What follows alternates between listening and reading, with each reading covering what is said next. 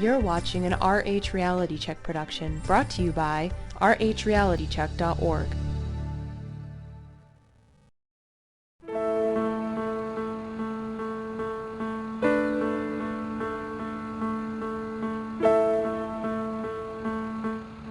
For more than a dozen years, the state of Georgia has taught a program called Choosing the Best in its public schools, an abstinence from sex before marriage curriculum that teaches that condoms don't work.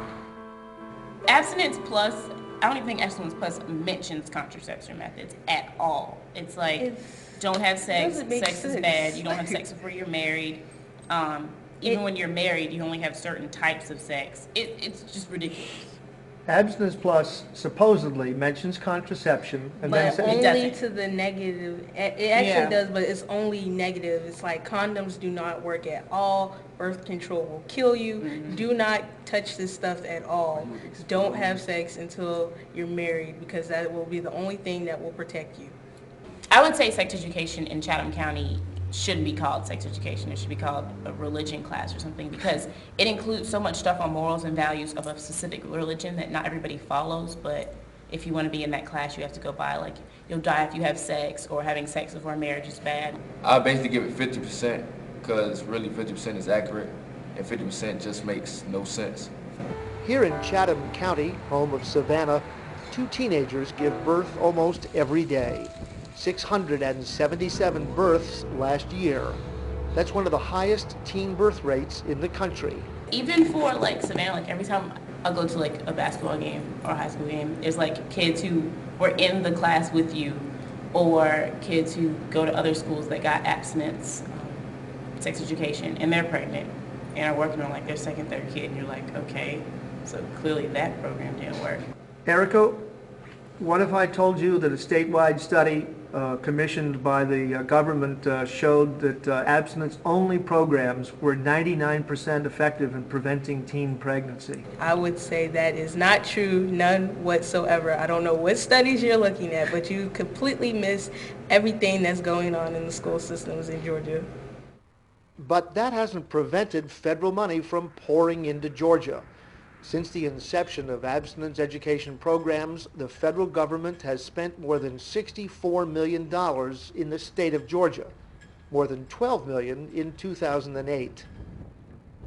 Our curriculum right now is abstinence-based. It's we use the Choosing the Best program in both middle and high school, and through that program, our curriculum has been kind of set through the state. The state has said that abstinence is the way we're going to teach sex education. Comprehensive would be going to a lot bigger standard.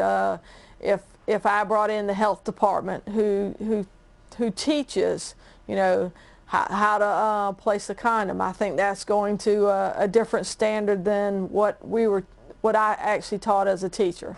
Now, if you took 7 health teachers and you lined us all up and we all had Choosing the Best, some elaborate a little more, some teach just word for word what was in the book. We read a report put out by the state of Georgia in 2005 that said that abstinence-based education was 99% effective in preventing teen pregnancy. Do you believe that?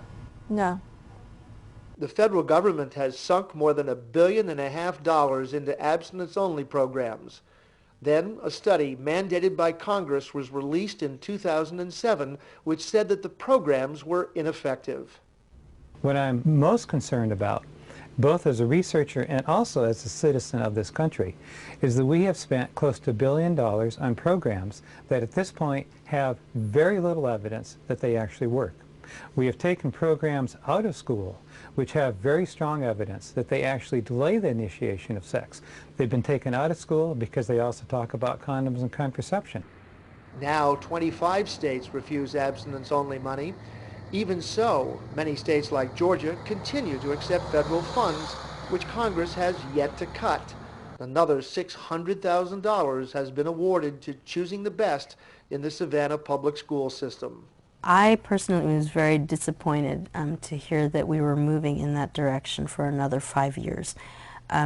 It's evident that the young people want something different. It's evident that the community, people that have worked with youth and have seen teen pregnancy and STDs among our youth, they know that the education isn't adequate. But while the abstinence programs continue to be taught, the high teen pregnancy rate gives pause to everyone.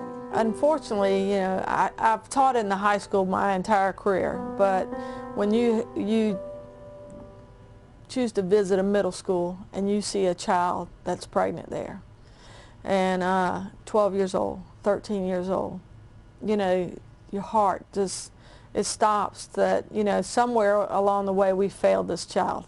How would you feel if more comprehensive sexual education was the rule in the Savannah schools? Would that go further to preventing teen pregnancy? I think it would help. Anytime people have knowledge, you're more powerful in anything you do. So anytime I can give students knowledge, correct knowledge, then I think they are able to make great decisions.